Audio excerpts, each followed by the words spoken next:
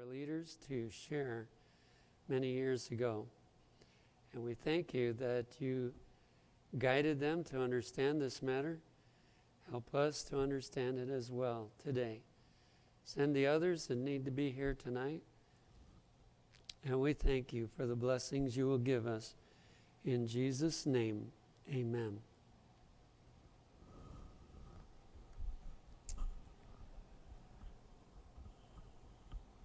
Okay, you'll notice we skipped way down to part 8, but in view of just having one more, I think this one is the most helpful to us.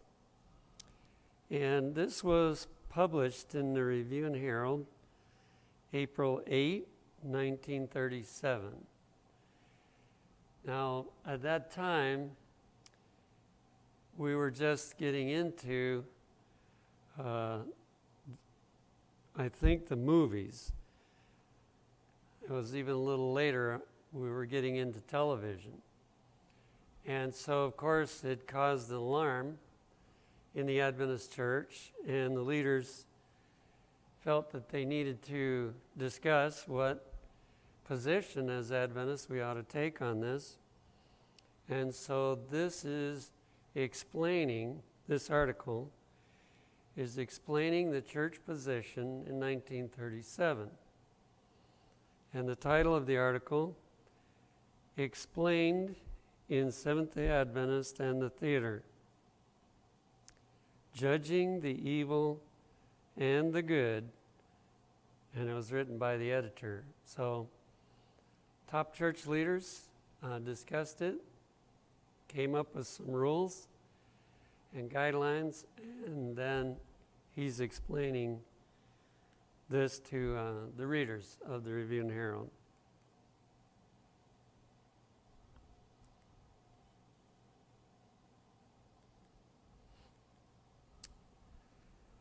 I have said much during the last few weeks about the evils of theatrical moving pictures. I have felt that our institutions, especially our schools and sanitariums, are threatened by grave danger in the presentation of some of these pictures before their students and guests. I believe it is a greater evil to present these pictures in our institutions than it would be to witness them apart from the institution. So he covers a lot of different points here, but the first point is that Seventh-day Adventists were bringing movies into schools. When I went to school, they showed it on Saturday night. They had a movie in the same place where we had chapel every day. And on Sabbath night, they showed the movie. And, of course, that wasn't as long ago as this is talking about, but apparently that's how it got started. And in our sanitariums, they would show movies to the guests and patients. Back then they called them patients. And so this was noticed and pointed out. It's one thing if people choose to go down to the theater and see a movie, but it's another thing to show it, and sometimes it's the same movie, to show it in our Adventist institutions.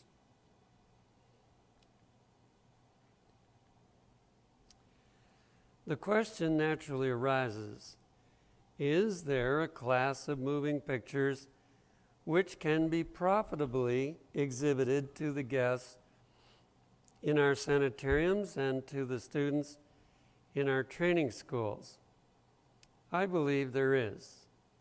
In this, as in many other things, we must discriminate between the evil and the good. He's basically saying it's not evil just because it moves. You know, some people might take an extreme position, but just because the picture moves doesn't mean it's bad. But we have to look for principles that will help us decide which ones are good and which ones are not. We must show here the same discriminating judgment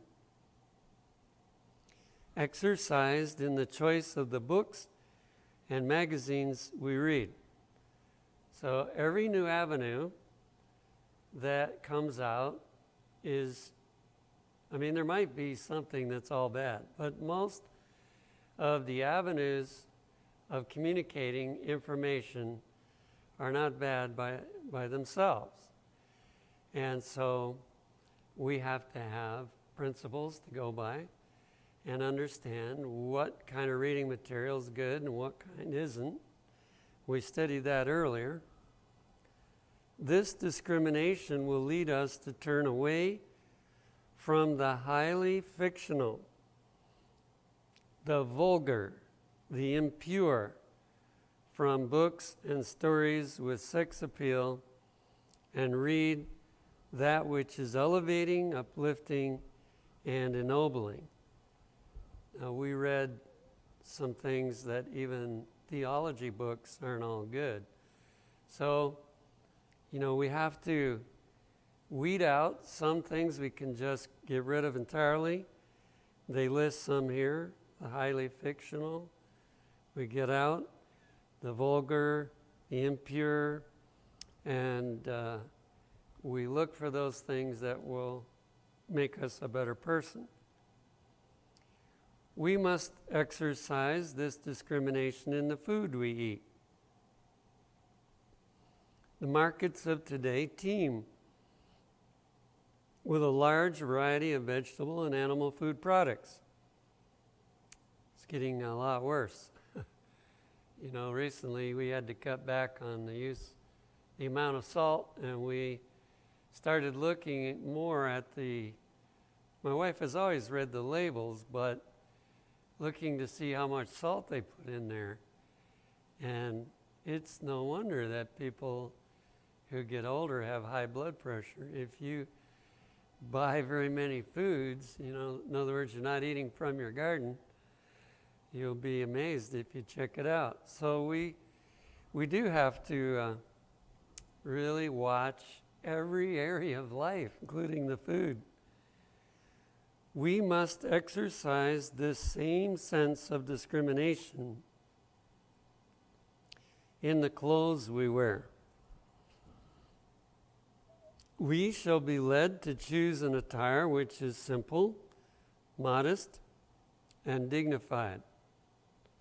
He's kind of covering a lot of different areas of life here, and we teach all these areas at Wildwood. At least I think we do. I'm not familiar with the classes too much anymore, but I know we used to teach all those areas. So now he quotes from the GC committee that studied this out. At the recent spring meeting of the General Conference Committee held at Tacoma Park, Washington, D.C., March 10, 1937. When I was living in Tacoma Park, that's where the General Conference was, but it's been moved now near Baltimore. Earnest study was given to this question, which we have been discussing in the review during the past few weeks. There had previously been appointed a committee on visual education to give study to principles and standards in the use of motion pictures. This committee reported at the spring meeting, and this report was adopted as follows. So as they usually do, they appointed a study group. The latest one we had was on women's ordination, and they had people on there who believed it was good, people that believed it wasn't good, and they studied for a long time, and then they published a majority report of what the majority thought. Well, this is what they did on this subject. This was entitled Principles and Standards in the Use of Motion Pictures.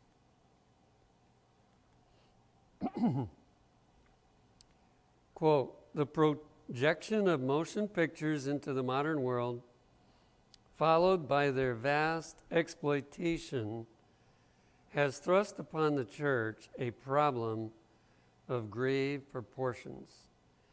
The seriousness of this problem calls for a clear statement of the fundamental principles involved, and for a courageous stand thereupon by the leadership of the church.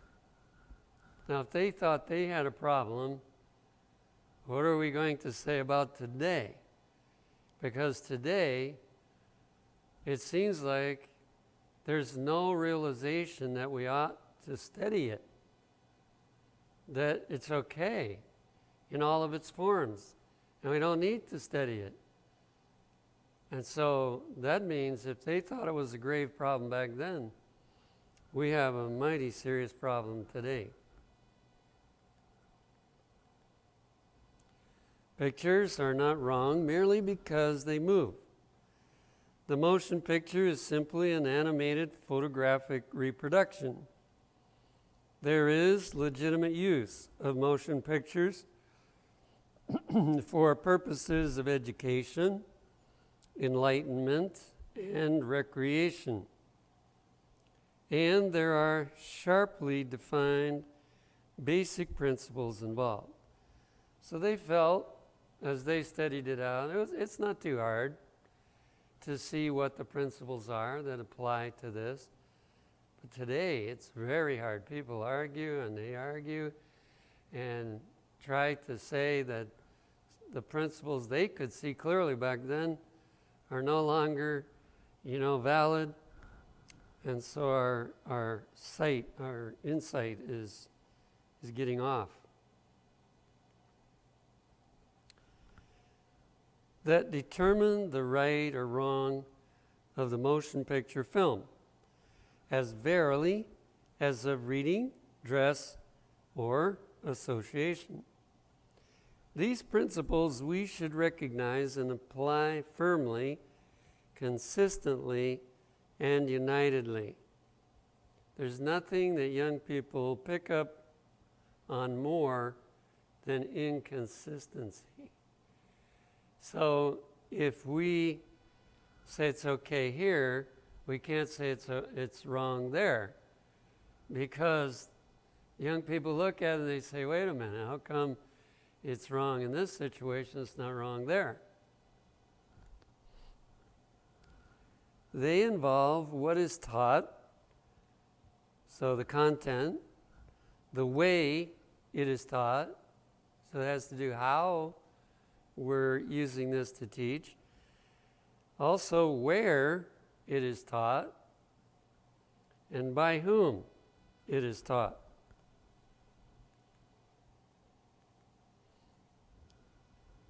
And then they come down to what I consider the best definition you can come up with. It says there is, first of all, a fundamental distinction between natural pictures or pictures of real life and pictures of dramatized theatrical plots.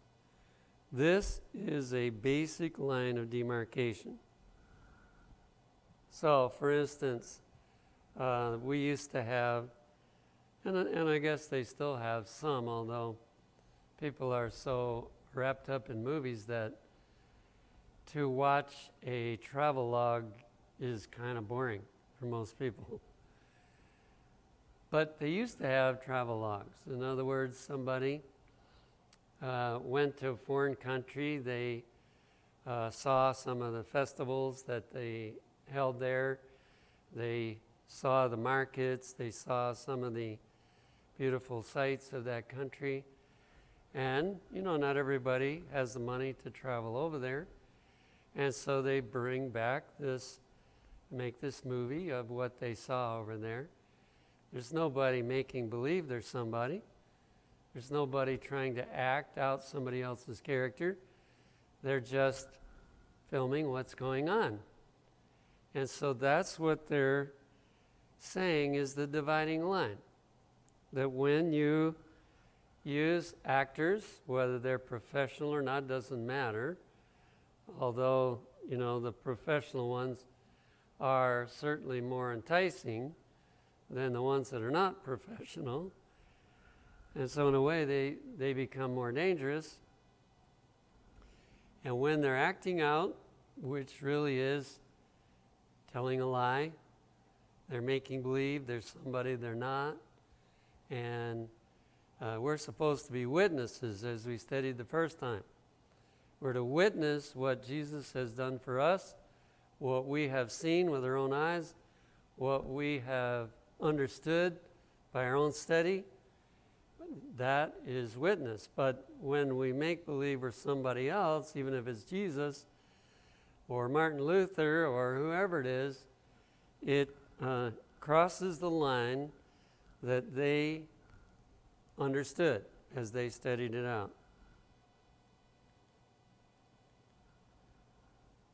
By the former are meant scenes reproduced through the motion picture camera wholly of natural life, whether of persons, animal or plant life, events or places, and which are recognized within certain limitations herein set forth as legitimate and proper for Christians and for the organizations and institutions of the church. Now, when Daniel and Joshua were small, we got quite a few of these DVDs that are filming different animals in their natural habitat. Now, there is two things about some of them especially. They all have a little bit of it. It's very hard to find something that's totally pure, and I'm not saying we can only look at something that's pure. I think we have to try to get the things that are the best that we can find. But the evolutionary statements, and so of course we had to make a point of explaining that to them, that when they heard those long ears, that's, error. And they weren't bothered by that too much. That's one of the easiest ones to educate against. And then once they don't believe in evolution or long ages, then, it's not a huge problem. But the other one that is somewhat of a problem is that they wanted to dramatize. It's not strictly filming that animal, but there is dramatized music to kind of pull you into what you're watching. And so we tried to get the ones that did that the smallest we could. In contrast, there are the motion pictures of dramatized theatrical plots, usually produced by professional actors and actresses. The very principle upon which these are constructed is inherently wrong and cannot be approved or condoned by the church. The history and the present estate of the theatrical drama show it to be opposed to the highest ideals of morality and alien to spiritual life. Now, they're bringing in several subjects there. The one that I think is the hardest for most people to see is that the principle of using dramatized theatrical plots and using actors and actresses to put on the program, that is inherently wrong. it's easier to see that if the morality is wrong, that we shouldn't watch it.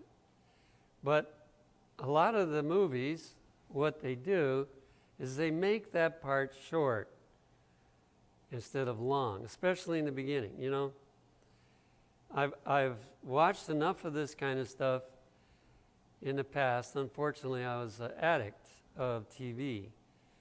And through the years, you can notice how it's constantly going downward.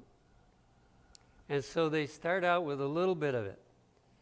You don't want to get up and turn it off, or you don't want to cover the projector, you know. It's too much bother to do that. So you just let it go by. But it has an effect on you. Even a few, seconds of something like that has an effect on you. So then it builds. The more that you see of that, the more it affects you. And so this is another problem and is damaging the spiritual life. Now, we studied, I think, in the first subject on this topic, and I showed you with reading how that the problem with the wrong kind of reading is it destroys a love of reading the Bible. The Bible becomes boring. And we wonder why so many young people don't like to read their Bible. Why is it that they don't like spiritual exercise? Well, they've had too much exciting material, and that makes it boring. Satan knew that. He knew that he could undermine the Bible. Not by coming to us and saying, don't study your Bible. He knew we wouldn't listen to that. He knew we would say, wait a minute, that's not good advice. So what he does is through dramatization and acting, he says, this is very interesting. And so you say, yeah, it is. And then you don't realize that you're losing your taste for the Bible.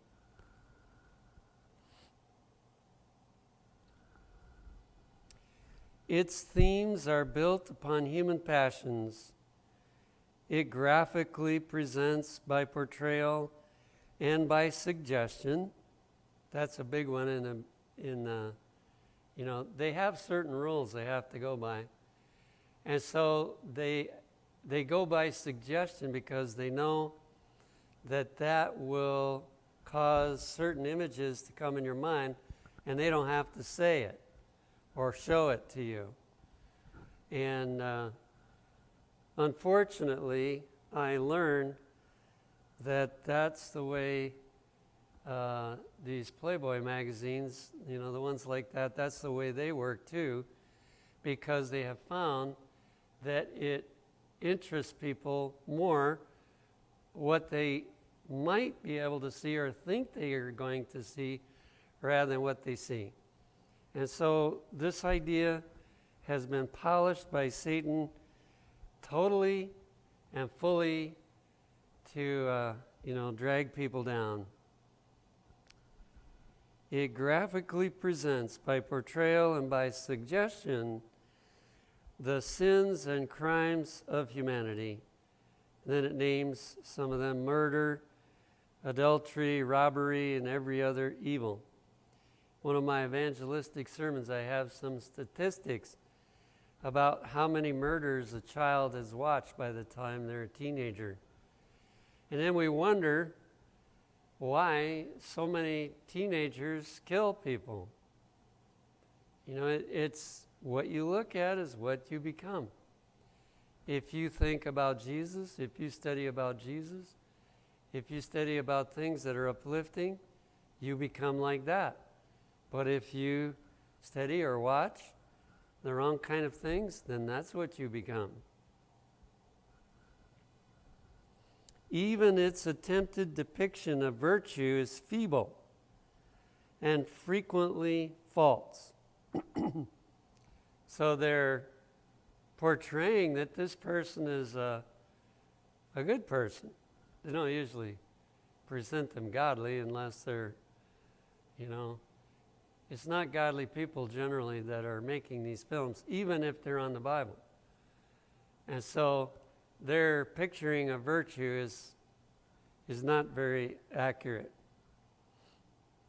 And its conception of love and of lovemaking desecrates the most intimate and sacred relation of man and woman. Theatrical films are evil in their influence and consequently unacceptable because they confuse the thinking of our people regarding the Seventh-day Adventist attitude toward the theater, the opera, and novel reading, because they create an appetite for emotional reaction which can be satisfied only by further indulgence. Now, there's some very important insights. When I was going to school, they told us, don't go down to the theater. Now, I didn't go down because I was brought up in a pastor's home and I was taught from my youth, to stay away from those kind of things.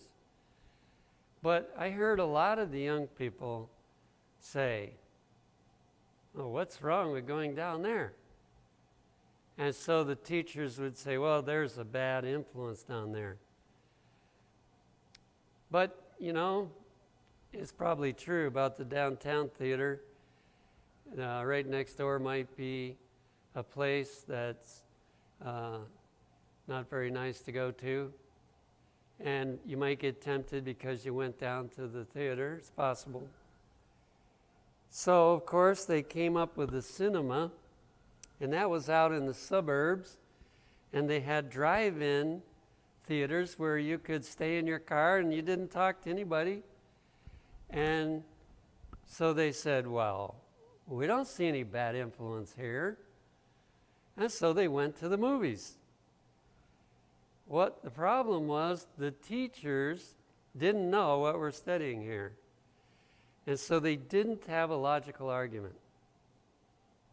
And the young people saw right through it. And of course, probably a lot of those teachers at home were watching television. And so what can they say about the theater?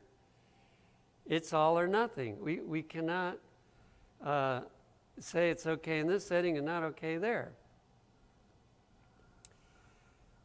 Notice they recognized that the principles apply to other areas, including reading. Now here, this next point, which I read already. One time when I first came back to Wildwood as the president, and of course, when I first got back here, they were doing what the last president thought was okay. And so I took our children, they were small then, Daryl and Wayne. We took them down to the parlor, and they were showing a movie on nature. But in this nature movie, they made a big deal about some animals tearing other animals apart, And that night, when we went home, Daryl and Wayne could not sleep. Now, most children are so used to that they can sleep, but don't think it doesn't affect them. It's like smoking. The first time you smoke a cigarette, you find out what it does. But if you keep on persisting in smoking, pretty soon, you don't realize what it does anymore. You've gotten used to it. And that's what happened, or can happen, and that's why they're saying this. Now, if you were out in the woods and you saw an animal, or you were in the barnyard and you saw an animal trying to tear another animal apart, you could do something about it. But when it's in the movie, you can't do anything about it. You just sit there and watch it.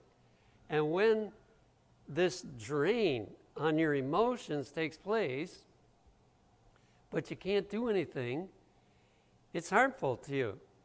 It hardens your emotions, is what it does. And we know, as Adventists, what Satan is up to. He wants to put us, like happened many years ago, in the arena and have a lion tear us apart. Or sometimes back then what they did is they took a person and they had two horses, and the horses went in opposite direction and literally pulled them apart. Now, people can sit there and watch that and not do anything about it, and even clap. Why? Because their emotions have gotten so hardened that they don't even want to do anything about it. So, that's what they're talking about. And this is very, very popular on war movies and, all kinds of things. Even that DVD that they made about Desmond Doss, they had to put in there a scene, and it lasted for, a few minutes, a war scene where soldiers are getting shot and falling over. Now, we know what happens to soldiers that have to see that. They come back and they're not mentally okay. The rest of their life, they're not mentally okay. So why would we want to look at that in a movie? And so this is what they could see, and they're trying to tell us, here are the dangers of these things. It says, and because they make an unwarranted play upon the emotions. And the biggest thing is there's too much of it. You, in your lifetime, you would never see all of that. You might see some, Some people watch out the window and see somebody murdered. But you're not going to see that. A lot of people won't see it at all, and you're not going to see it repeatedly unless you're in the Army and have to be on the front lines. This is wrong because emotional stimulation without appropriate action is destructive to character development. Pictures which play upon the emotions create an appetite for the sensational. So you get hooked on it, and you want to see more. It's addicting, and so you want to see more, and it has to get worse, so that people keep watching it. Causing the individual to live in the realm of the unreal, destroying responsiveness to duty, and resulting in emotional instability. So it's an escape mechanism to escape the reality of what we face, and we escape it to something else that's more pleasing or more entertaining. It may not be better, but it's entertaining us. The motion picture house has so popularized the theater that millions are daily in attendance at exhibitions which can only exert an influence to lower standards of Christian purity. We believe that in no small degree it is responsible for the present breakdown of morality. What would they say today? If morality, you look back at some of those old ones, and people would say, wow, what in the world is wrong with that? One time we had Sky Angel to get 3ABN, and Sky Angel had the possibility to get some other channels as well. So One time I noticed that they had some of the programs I used to look at, and I thought, well, I'm going to just see how I would view it now. And some of them were like I Love Lucy and Ozzie and Harriet.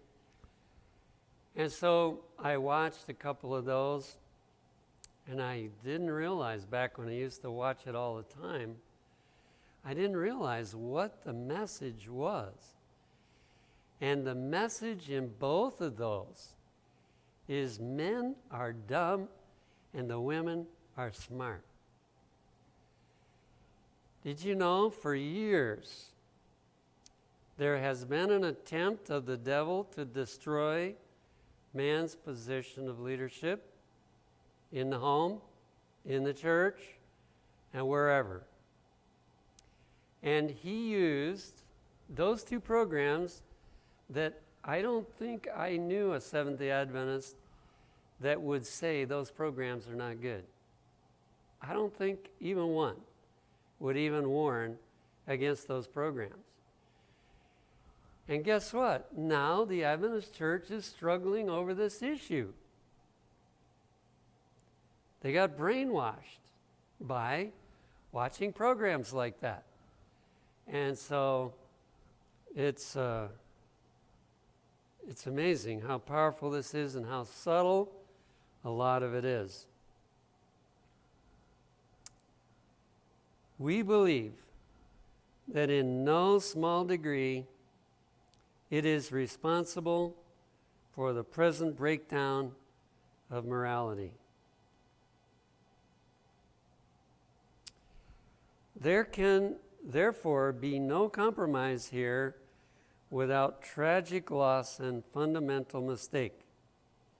While it may be necessary at times to go to theatrical buildings for evangelistic meetings or to hear wholesome lectures or musical concerts, we should avoid, just as far as possible, attendance at places devoted to shows and theatrical performances. Probably nobody would dare even say that today, but they're basically saying it's not even best for you to go to that building for anything, and if there's no other way and you have to, okay, but you're better off not to go there at all. In education, we are directed to build only upon the real, the actual, and the true, and to turn away from the false, the speculative, and the fanciful. Now, even that which is true and actual, in some areas we got to be careful, because if we show too much, it is harmful in some areas. But on the other hand, whatever we show ought to be true, and it ought to be actual. In literature, we are cautioned against the fictional and the unreal. In dress, we are to abandon the artificial, the showy, the merely decorative. In diet, we are asked to discard the impure, the corrupting, and the hurtful. In character building, we are admonished to reject all sham and pretense. So they carry this out to several areas. We could spend time on all those areas, but so likewise in our relation to the motion pictures, silent or sound, we must definitely choose only whatsoever things are true, honest, just, pure, lovely, and of good report. So that's what we call the gospel sieve. If it meets those criteria, then it would be okay for us to see it. And deliberately refuse that which is untrue and unreal, which involves sham and pretense, or which is impure and corrupting. All such pictures should, because of their inherent wrong, be barred from use by the church, its organizations, institutions, and members. How many schools do you think listen to that? I don't know of any, except possibly Madison. I don't know. By 1937, Madison was already going off the track on some things, and they probably went off the track on that one too. But institutions, I'm sure there were individuals in institutions that said, wow, we're glad that they said that. But when the majority took a vote, my guess is they didn't pay attention to that. And so as a result, the tide of difficulty just kept on going until we are where we are today. With such basic principles clearly established, we therefore take a definite and positive stand against all dramatized motion pictures which use character representation for the purpose of imaginative plots as a method of creating impressions. So that was their bottom line, as we say, that when it uses that, we don't believe it's a good thing. Influencing life or conveying information should not be employed in God's service and is not to be countenanced by his people. They're saying, we're asking all Adventist leaders in all of our institutions to take a stand against that kind of material. We therefore call upon our entire church membership, young and old, to take their stand upon this platform. Have you ever seen the little book called Creeping Compromise? Joe Cruz published that little book. It's just a small book, but he hit the nail right on the head. Even his board got upset with him for coming out with that. It was so bold and so plain. But, this is what we need, people that will stand up and share these kind of things. Because the apostasy in many of these areas has come about so slowly that there weren't many whistleblowers. There weren't many people to say, wait a minute, we're going the wrong direction. With such basic principles clearly established and accepted in our selection of films, we are convinced that certain motion pictures can be used effectively and helpfully in God's cause for purposes of education, enlightenment, and wholesome entertainment. For the aid of those charged with the responsibility of selection, we here submit a list of suggestions. So they were bold enough to actually put down a list on both sides. What is harmless in their eyes and what is hurtful. You may be really surprised with this. Further expanding and applying the aforesaid principles by which motion picture films to be used in our churches, schools, and sanitariums or elsewhere in connection with our cause may be adjudged and either approved or rejected. We believe that the fundamental principles and standards here set forth will prove helpful to committees. So the first list that we're going to look at is acceptable.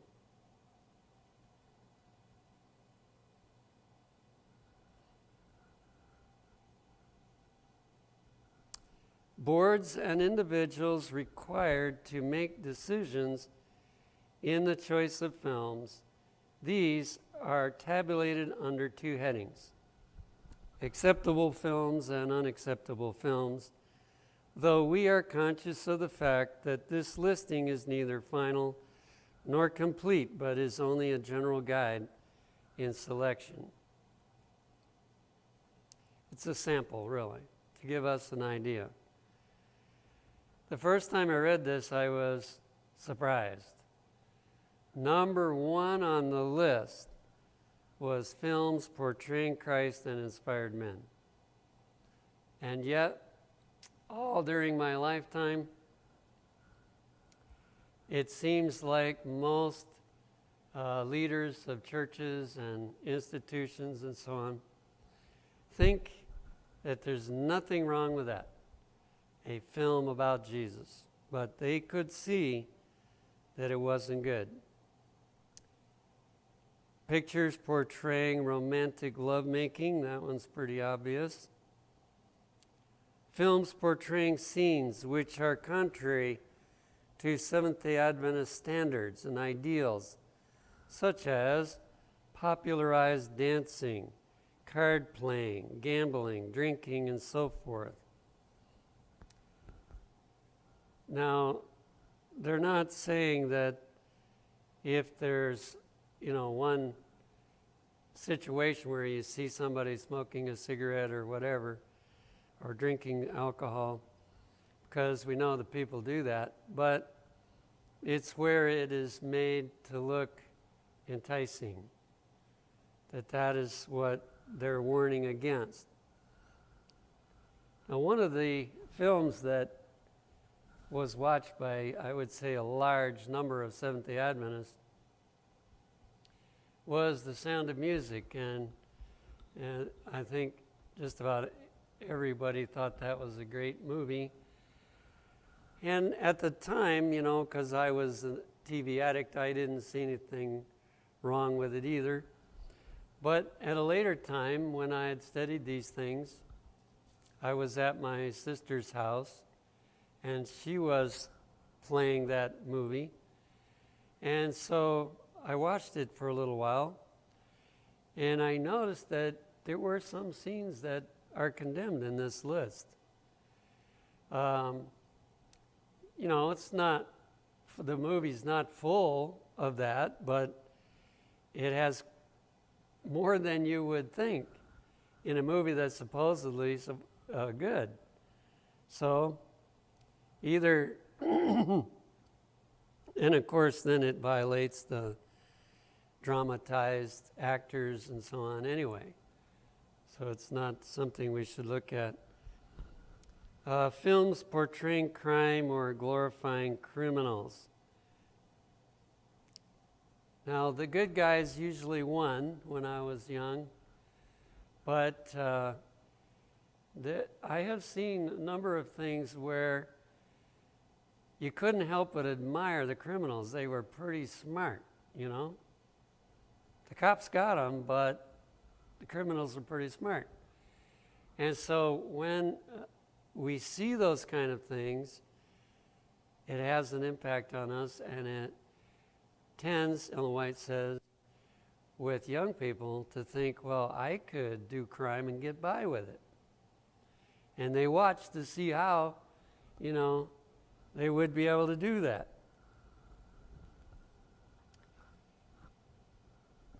Films portraying scenes of violence or cruelty, such as prize fighting.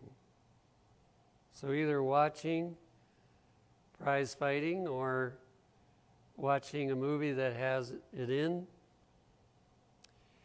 Films which lower esteem for the sanctity of marriage by portraying family disruptions or ridicule home life and home relationships. Interesting. They were very perceptive. Why aren't we that perceptive today? We have been calloused by not understanding this thing. Films portraying scenes of nightlife. Some of that was in Sound of Music. Drinking, carousing, gaiety, revelry, rowdiness. Did you get it? Okay. Films portraying scenes of smoking as a social activity. So they're really enjoying it, and it gives the idea to those that are watching that it's a pleasurable thing.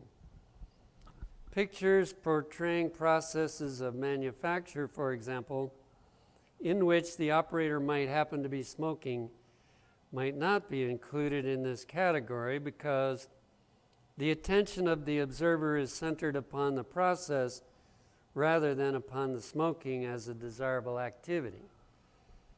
I thought they did awfully well in showing the dividing line, where it's harmful and where it isn't. Films which by ridicule, suggestive insinuation, or crude comedy lower in the estimation of the observer, religion, or the ministry. In several movies that I watched, usually it was a priest. They seem to like to use the Catholic Church in their movies. But the priest wasn't too smart. He was made to look dumb. So this one is very, very well taken. Films which by ridicule, suggestive insinuation, or crude comedy lower in the estimation of the observer, religion, or the ministry, or the dignity of human personality, or law enforcing agencies. In other words, those that are doing a very valuable job for our society, including pastors and churches, that to run them down is unwise. Films of a scientific or historical character which blend misrepresentation of facts with the actual. So not even everything on the History Channel is good, because some of those have twisted facts, and therefore truth and error are mixed to the point where there is damage. And the same is true of scientific films as well. Popularized historical films which distort facts of history and pervert truth, or which present scenes of cruelty and bloodshed. So there's their list of unacceptable films. And we must, as far as in the church, we must really pay attention to number one, because that's the one we would be most in danger of neglecting.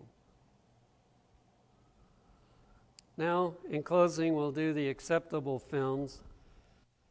Industrial pictures, that is, pictures showing processes of manufacture, lumbering, mining, oil production, public utilities, transportation, commerce, transmission of news and information, and so forth. We might not be able to go where these things are going on.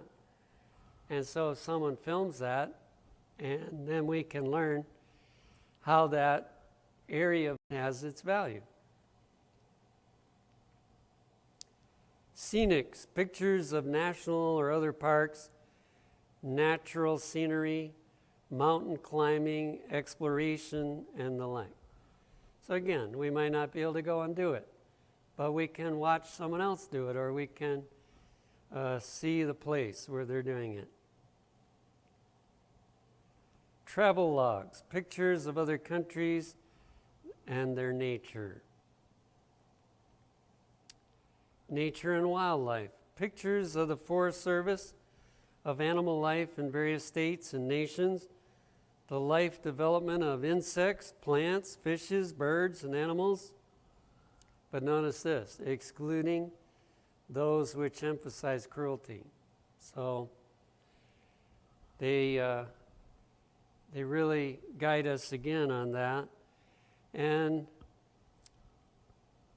you know, you can learn a lot. Some people will spend their whole life studying one animal or one kingdom, insect or something, and it's amazing what you can learn.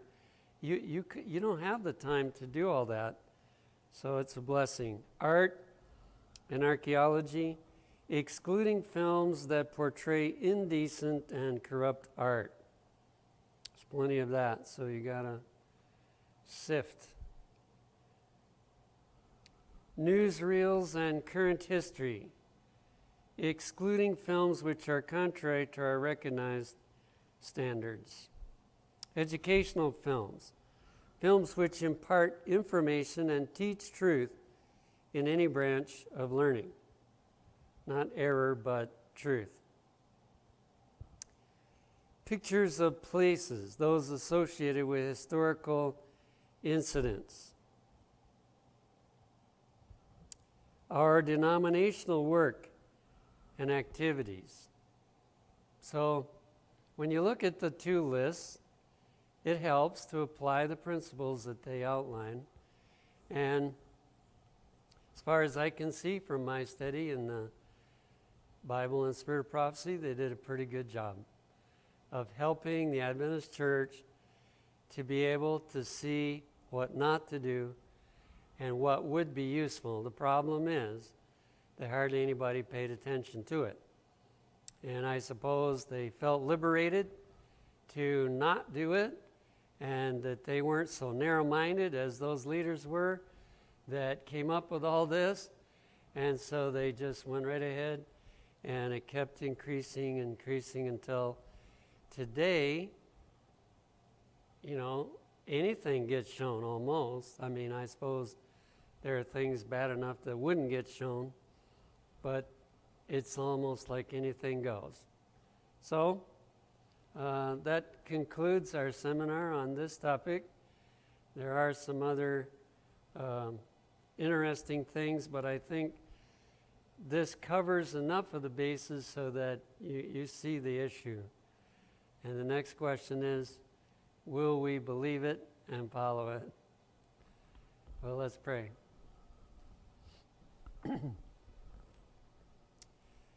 Father in heaven, we're very thankful that long ago you impressed our leaders, and it was decided by the majority of the leaders in the Adventist Church that these would be the guidelines for the Seventh-day Adventist Church. We can't help but pleading that it might come back, that there might become an awareness of these dangers again, and that we might follow what was announced back there in 1937.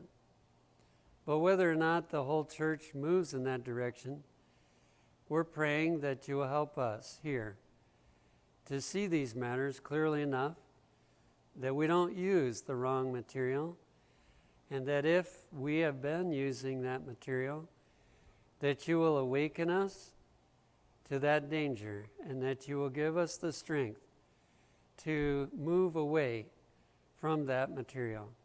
And we thank you in Jesus' name. Amen.